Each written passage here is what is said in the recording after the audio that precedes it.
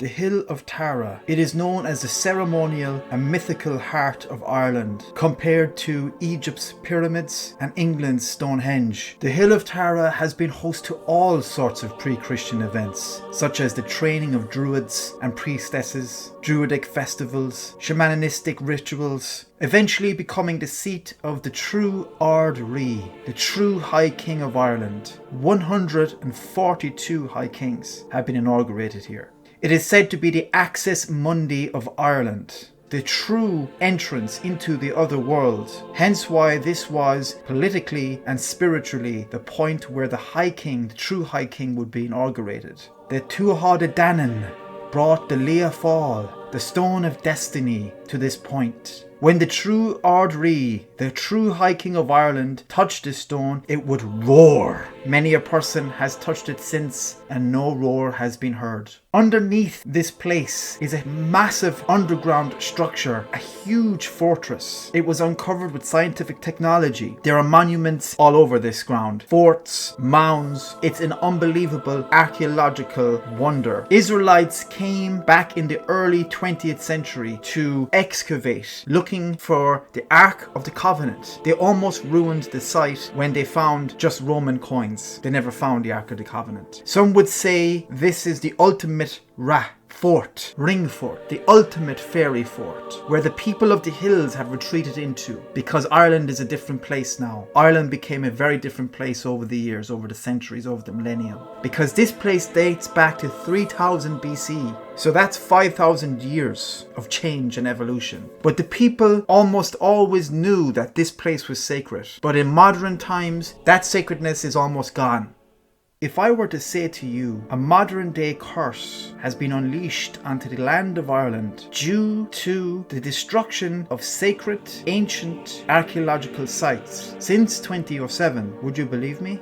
Mary Devine, an anti-highway activist, way back in 2007, suggested that a modern day version of the Curse of Tara was unleashed onto Ireland due to the fact of the construction of the M3 motorway that runs right through the arteries of the Hill of Tara. The archaeological sites that were destroyed then were of great importance, including a feasting house, an old temple, grave site. These archaeological sites were needlessly destroyed because alternatives were presented to the government for years and years before the construction of this. They said that it would cost way too much money to change their plans. But in reality, Irish governments have been known to overspend. It doesn't matter what they're doing. Mary Devine suggested that the modern day Curse of Tara was unleashed onto Ireland in 2007. She also mentioned Shanachie, Eddie Lenihan, making a very, very, very spirited announcement to the government that they should not go ahead with this project, to be laughed off and mocked and ridiculed because of this progressive mindset. Is this curse real?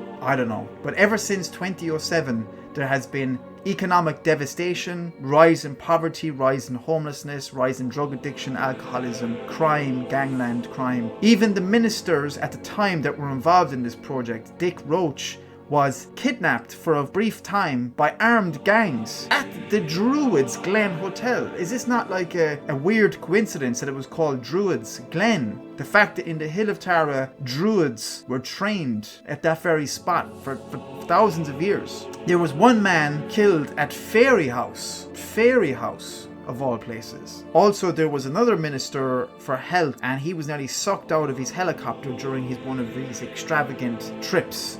What the government decided at the time was to strike through the ceremonial heart of Ireland, or at least through the arteries of it, and decided when they came across an archaeological site that it was unimportant to heritage.